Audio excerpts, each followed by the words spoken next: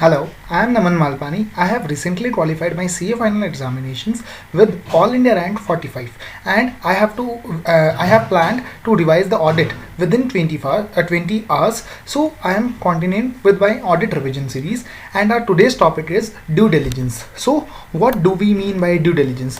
Due diligence का मतलब ये होता है कि जो मैं इन्वेस्टमेंट करने जा रहा हूँ कंपनी में, जो मैं इन्वेस्टमेंट करने जा रहा हूँ क्या वो सही इन्वेस्टमेंट है? मतलब मान लो अगर मैं किसी कंपनी में 100 रुपये लगाने जा रहा हूँ तो क्या उसमें उतनी उसकी वर्थ है? That is known as due diligence, है ना। तो ड्यू डिलिजेंस क्या होता है? It is a process of investigation perform by the investor like me who invest, है ना, into the details of a potential investment that I am making such as an, क्या वो उतनी ही वर्थ है? क्या उसके ऑपरेशंस, क्या उसका मैनेजमेंट, क्या उसके वेरिफिकेशन ऑफ मटेरियल फैक्ट्स क्या मुझे शो करते हैं कि उसकी 100 रुपये की वर्थ है? ठीक है। अब देखो इसकी definition, difference between due diligence and audit आपको क्या माइंड में रखना है, ठीक है। ऑडिट में क्या होता है? It is an independent examination and evaluation of financial statement. ये क्या है? सिर्फ फिनेंशियल स्टेटमेंट का इंडिपेंडेंट एग्जामिनेशन एंड इवैल्यूएशन है with view to express an opinion दे रहा हूँ, ठीक है। किसका एग्जामिनेशन है? फिनेंशियल स्टेटमेंट का। यहाँ पे क्या होता है? It refers to an examination of a potential investment. जो मैं इन्वेस्टमेंट करने जा रहा हूँ ये उसका एग्जामिनेशन है, वहाँ पे इसका था फिनेंशियल स्टेटमेंट का, ठीक है। To confirm all the material facts of the prospective business opportunity. मतलब मैं जिसकी एग्जामिनेशन कर रहा हूँ पोटेंशियल इन्वेस्टमेंट का, कि जो जितने भी मटेरियल फैक्ट्स है उस इन्वेस्टमेंट से रिलेटेड क्या वो सारे ट्रू है, to confirm all the material fact related to the prospective business opportunity, ठीक है। अब देखो ड्यू डिलिजेंस में क्या क्या होता है? फिनेंशियल भी रिकॉर्ड रिव्यू होते हैं, नॉन फाइनेंशियल भी होते हैं। यहाँ पे क्या रिव्यू होता था? सिर्फ फिनेंशियल स्टेटमेंट, ठीक है।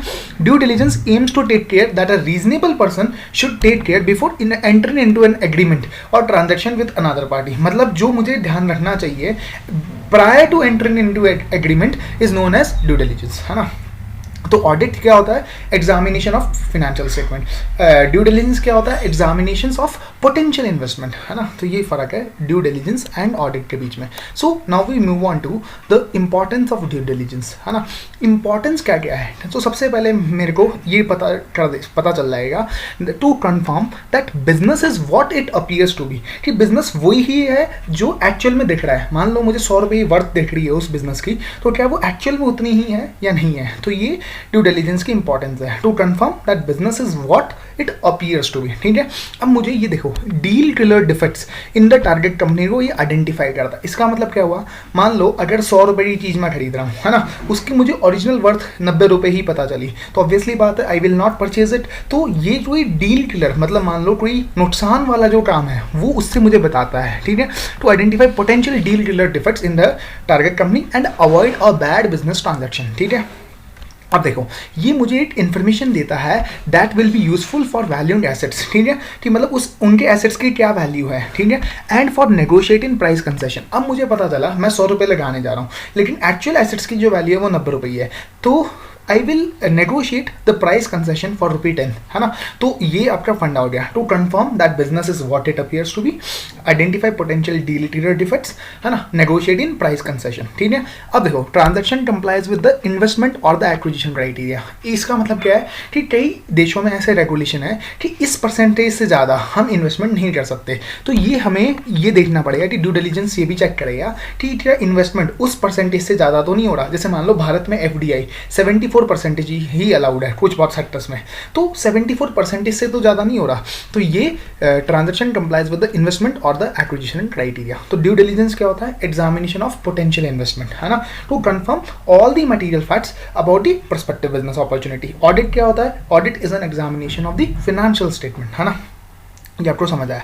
इसमें क्या होता है? ड्यू डिलिजेंस में financial and non financial records दोनों को एग्जामिन किया जाता है। What is the importance of due diligence? To confirm that business is what it appears to be, ठीक है, to identify potential deal killer defects, है ना, to and avoid a bad business transaction, negotiate in price concession, whether the investment meets the investment criteria. So now we move on to the classification of due diligence, है ना।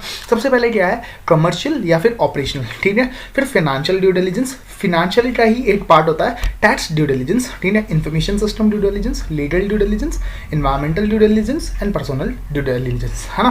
तो ये आपको कोई mnemonic बना लो या कुछ भी कर लो, इसे याद कर लो। कमर्शियल, फिनेंशियल के अंदर tax, information, legal due diligence, environment या पर्सनल ड्यू डिलिजेंस।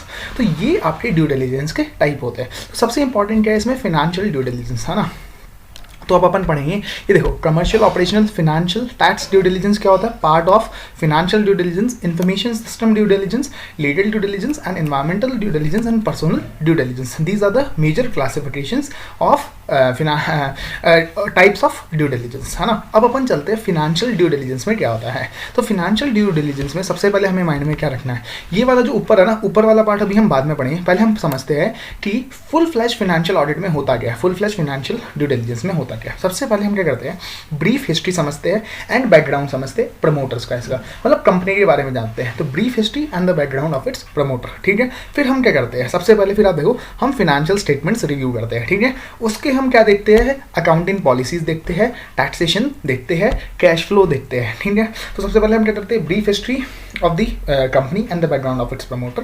फिर हम फाइनेंशियल स्टेटमेंट्स रिव्यू करते हैं, उसके अंदर हम क्या क्या देखते हैं, टैक्सेशन देखते हैं, कैश फ्लो देखते हैं, अकाउंटिंग पॉलिसीज देखते हैं, ठीक है.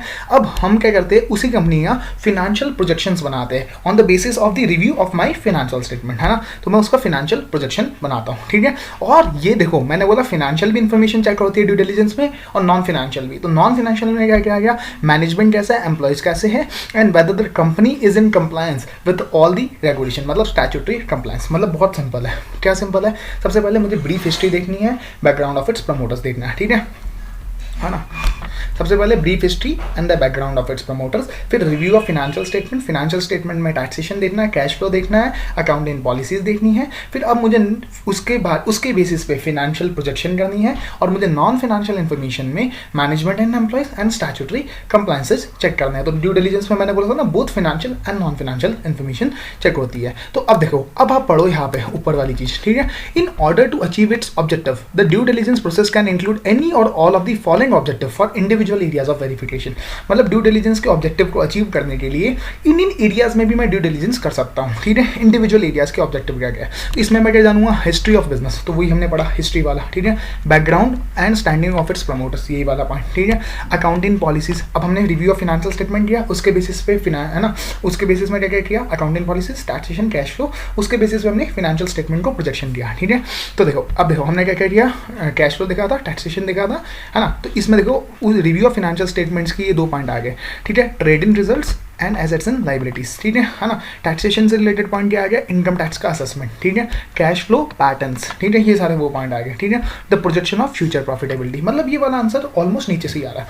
बस इंपॉर्टेंट क्या है यहाँ पे आपको, ठीक है, आपको ये माइंड में रखना है कि, है ना, to achieve the overall objective of due diligence in which individual areas you have to achieve the specific objective. तो देखो, इसमें भी ब्रीफ हिस्ट्री, ठीक है, बैकग्राउंड ऑफ इट्स प्रमोटर्स, फिर रिव्यू ऑफ फाइनेंशियल स्टेटमेंट में यहाँ पे क्या आ जाएगा, एसेट्स एंड लाइबिलिटीज देखना है, and trading results of the recent past, ठीक है ना. ये आपका पॉइंट आ गया, रिव्यू ऑफ फाइनेंशियल स्टेटमेंट. फिर कैश फ्लो, इसमें भी देखना है कैश फ्लो, ठीक है. टैक्सेशन में करंट इनकम टैक्स की कोई प्रोसीडिंग पेंडिंग है वो चेक करना है आपको, ठीक है ना. टैक्सेशन, अकाउंटिंग पॉलिसीज का भी पॉइंट है, ठीक है, अकाउंटिंग पॉलिसीज का भी पॉइंट है.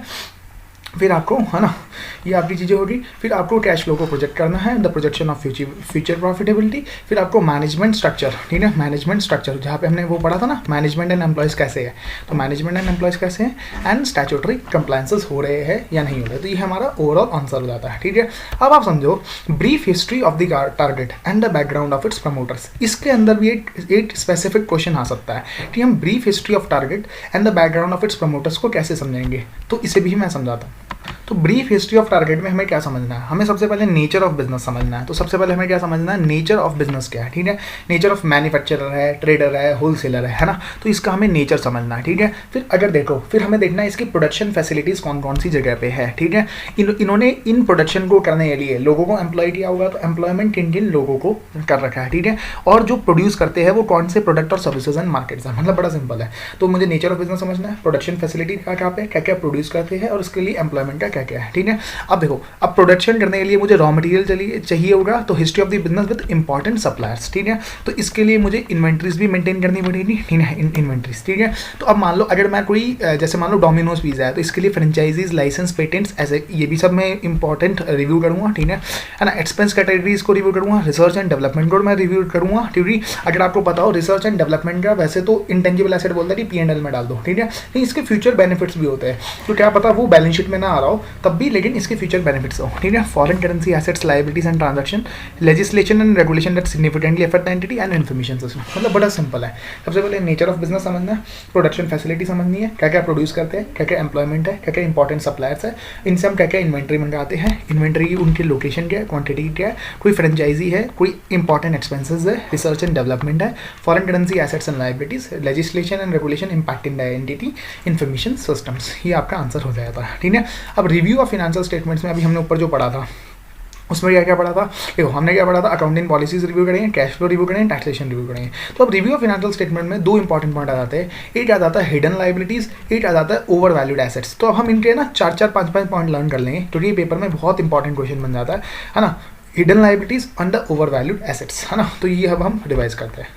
तो हम सबसे पहले लर्न करते हैं क्या क्या हिडन लाइबिलिटीज हो सकती है कंपनी की, ठीक है। तो आप समझो कि lawn pending direct tax liabilities under the direct and the indirect taxes. Indirect taxes में आप याद करो सेल टैक्स असेसमेंट, ठीक है। तो lawn pending cell tax assessment, साथ साथ में आप इनडायरेक्ट टैक्सेस में याद कर सकते हो कस्टम्स ड्यूटी का, pending final assessment of the custom duty where provisional assessment has been made. मतलब 3 पॉइंट ऑफ टैक्सेशन से आ गए, डायरेक्ट एंड इनडायरेक्ट टैक्सेशन, ठीक है। फिर आप चलो यहाँ पे क्या बोलते हैं सबसे पहले, है ना। अब मान लो कि कोई शो कॉज नोटिस इशू हुआ है विच have not turn into the demand, है ना। कि शो कॉज नोटिस इशू हुआ है विच have not matured into the demand, इसे मैंने कॉन्टिंजेंट लाइबिलिटी नहीं शो किया होगा, ठीक है, क्योंकि मेरे पास अभी सिर्फ शो कॉज नोटिस आया है, ठीक है। इसका मतलब क्या हुआ, which have not matured into the demand as contingent liability, these may be material and important, है ना। तो मतलब अगर शो कॉज नोटिस आया है तो शायद डिमांड निकल सकती है, तो शायद ये एक कोई हिडन लाइबिलिटी है। Hidden liability means balance sheet में ये लाइबिलिटी नहीं आ रही मेरी, है ना। तो बैलेंस शीट में ये लाइबिलिटी नहीं आ रही, क्यों, क्योंकि भाई मैंने इसे डिस्क्लोज ही नहीं किया, ना कॉन्टिंजेंट लाइबिलिटी डिस्क्लोज किया, कॉन्टिंजेंट लाइबिलिटी बैलेंस शीट में आती ही नहीं है, ये सिर्फ डिस्क्लोजर होता है। तो न इसे मैंने डिस्क्लोज किया और न कुछ और किया, ठीक है। अब देखो मैंने मान लो किसी बैंक को लेटर्स ऑफ कंफर्ट दे दिया, ठीक है, कि भाई अगर ये बंदा नहीं कर पाया तो मैं करूंगा ये वाला काम, ठीक है ना। Since these are not guarantees, तो ये बैलेंस शीट में कॉन्टिंजेंट लायबिलिटी नहीं शो रही होगी, है ना। लेकिन हमारी ऑब्लिगेशन क्या है टू द बैंक, तो लेटर्स ऑफ कंफर्ट भी कॉन्टिंजेंट लायबिलिटी शो नहीं हो रहा होगा, लेकिन my obligation is to the bank, so this may be a type of hidden liability, ठीक है। अब मान लो मैंने कोई सब्सिडरी बेची होगी, ठीक है ना। मैंने ये बोला होगा कि अगर इससे ज़्यादा आपको रुपए लगे इन लाइबिलिटी को पे ऑफ करने में तो इससे ऊपर मैं पैसा दूंगा, ठीक है। तो indemnify all liabilities and contingent liability of the same prior to the date of transfer, these may not be reflected in the books of accounts of the company. मान लो कि मैंने कंपनी को बेच दिया, है ना। उसमें मैंने बोला अगर आपने 40 लाख से ऊपर की लाइबिलिटी पे ऑफ करी तो जितना आप ऊपर का पे ऑफ करोगे वो मेरी लाइबिलिटी है, तो वो क्या होगा, ऑब्वियसली बात है मेरी बुक्स ऑफ अकाउंट्स में नहीं आ रहे होंगे, ठीक है।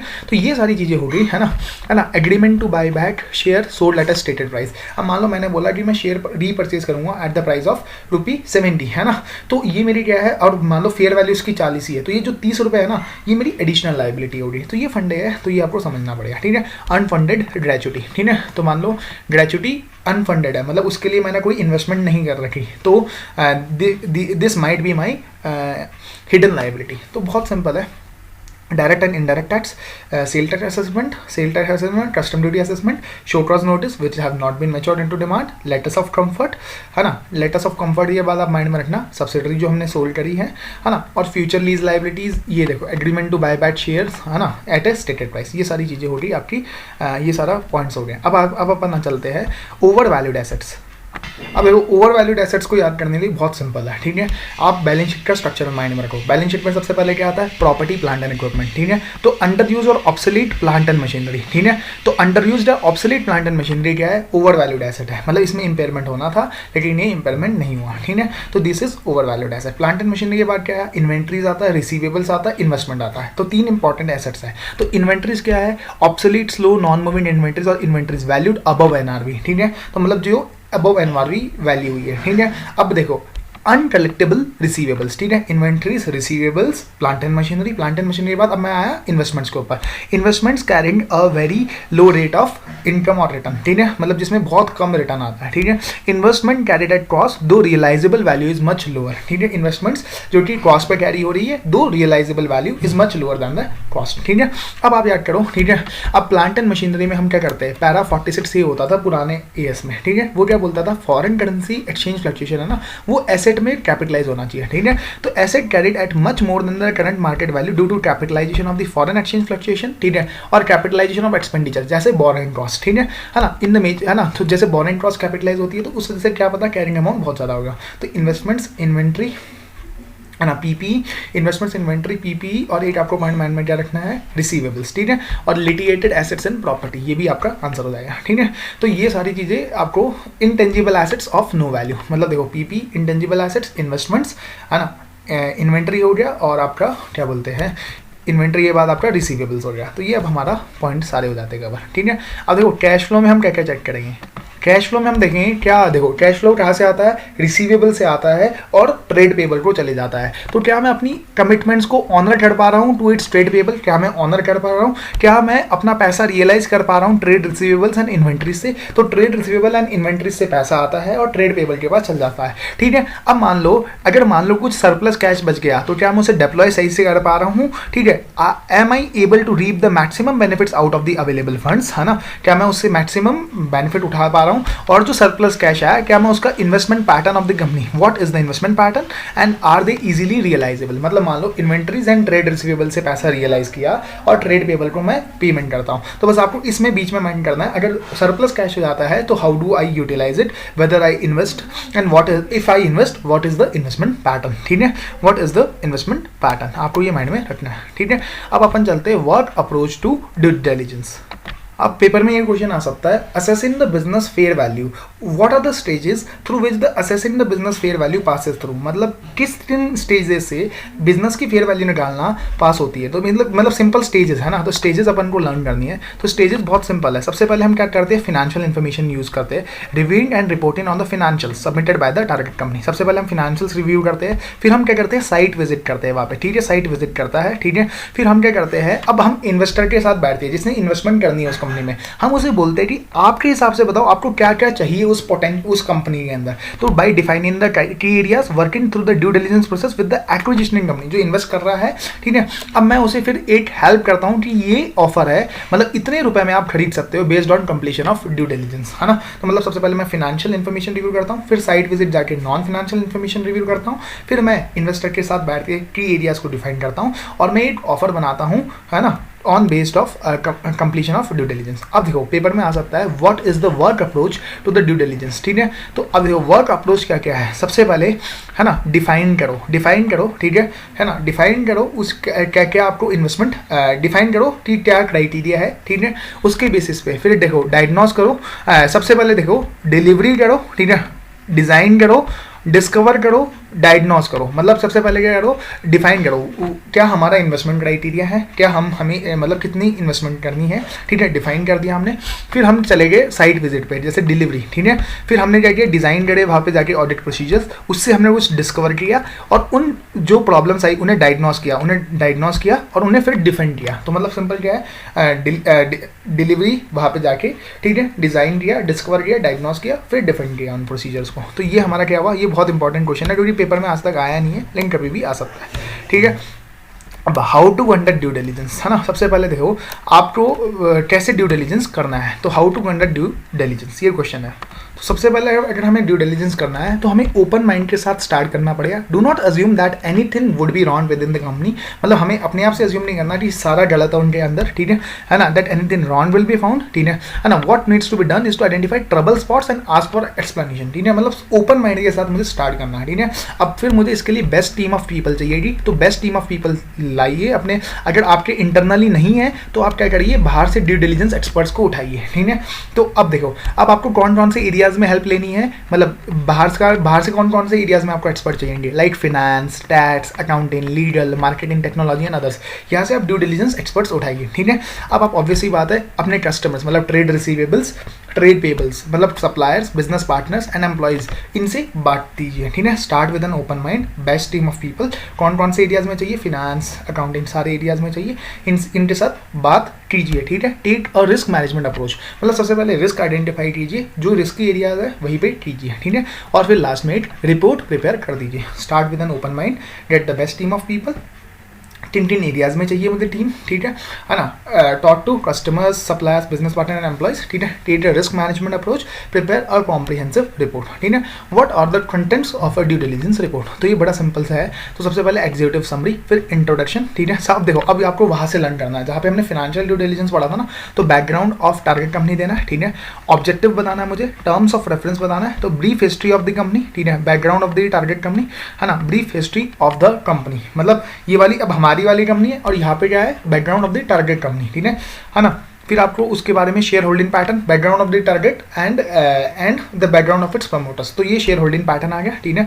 ऑब्जर्वेशंस ऑन द रिव्यू, क्या क्या ऑब्जर्वेशन रही, ठीक है। अब देखो अब आपको बैलेंस शीट में शुरू हो जाना, क्योंकि मैं बोल रहा था वहाँ पे रिव्यू ऑफ फाइनेंशियल स्टेटमेंट, तो valuation of assets, financial liability, management structure, ठीक है ना। Properties, term of लीजेस, operating results, taxation and statutory liabilities, वही वाले पॉइंट आने हैं, ठीक है। मतलब जो हमने फाइनेंशियल ड्यू डिलिजेंस में किया था ना, बस आपको सारे बैलेंस शीट के आइटम लिख देने हैं, एसेट्स लिख देना, लायबिलिटीज लिख देना, ऑपरेटिंग रिजल्ट्स, ठीक है, P&L हो गया ये, ठीक है। नेटवर्थ, स्वॉट analysis, comment on future projection, हमने वहाँ पे भी फ्यूचर प्रॉफिटेबिलिटी करी थी on the basis of review of financial statement, ठीक है। मैनेजमेंट स्ट्रक्चर ऊपर आ ही चुका है, ठीक है, मैनेजमेंट, है ना। स्टैट्यूटरी कंप्लायंसेस भी यहाँ पे पॉइंट होगा, ठीक है। स्टेटस ऑफ चार्जेस, है ना। Suggestion on the various aspect to be taken care of before and after the acquisition और मर्जर, ठीक है। तो ये सारे पॉइंट आपको वहीं से आपको लिंक करके बना देने हैं पेपर में। तो आपको सबसे पहले शुरू के पॉइंट याद करने हैं, basically executive summary, introduction, background of the target company, objectives, terms of reference, फिर ब्रीफ हिस्ट्री, फिर यहाँ पे आपको अपने अपने पॉइंट्स जो आपने पहले पढ़े थे, एसेट्स, लायबिलिटीज, कैश फ्लो, वो सारा बना देना है, ठीक है। तो hope you have like the video, please do comment in the comment section अगर आपको कोई भी प्रॉब्लम आ रही हो तो।